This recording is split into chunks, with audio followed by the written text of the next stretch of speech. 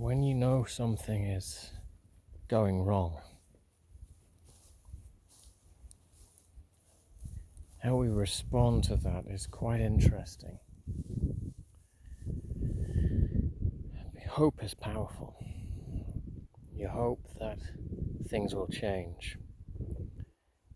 You hope that people will see the light, recognize the error of their ways. You hope.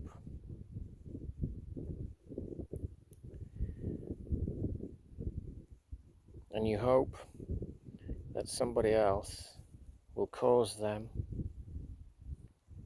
to change, despite it being your hope. So there's a relationship between hope and fear, because whilst we hope for change,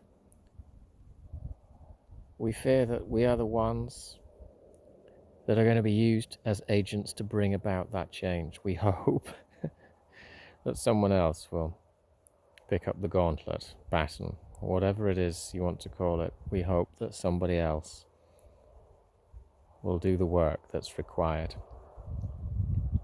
But it's your hope. And I guess the fear that accompanies that hope is yours too. The fear is yours to overcome so that you can be the agent through which hope comes. But the fear that, it's fascinating, that relationship between fear and hope. Where one begins, the other ends. But I don't think that's true. They're more like the sort of double helix, the strand of DNA. I think the two spiral together, and they have those, like the strand, they're linked as they spiral along. I forget what the links are called. It's a long time since I've studied biology, but anyway, they're linked.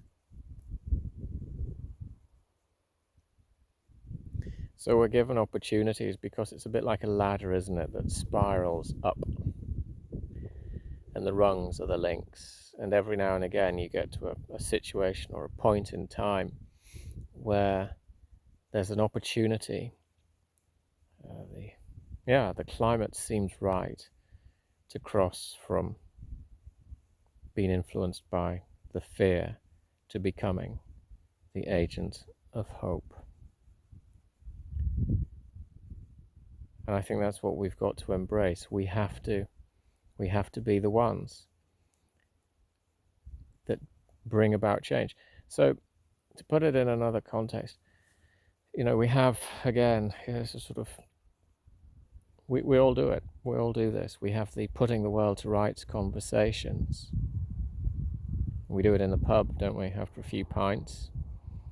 And then we might do it again on Saturday night, and we might do it again on Sunday in the pub or after church or whatever it might be. But we don't put the world to rights, do we? And yet there's a vast majority of people out there that share the same hope, that recognize and share the same fears, actually, with regards to society and the way in which it's been goaded along by some and led by others. And the bulk of us, we recognize these ills, but they just remain subjects for conversation. We never put the world right.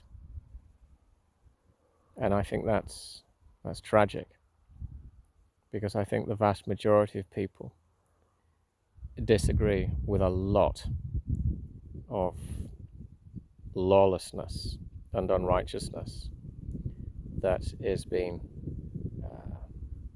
paraded around. I think one of the proverbs, basically, let me paraphrase.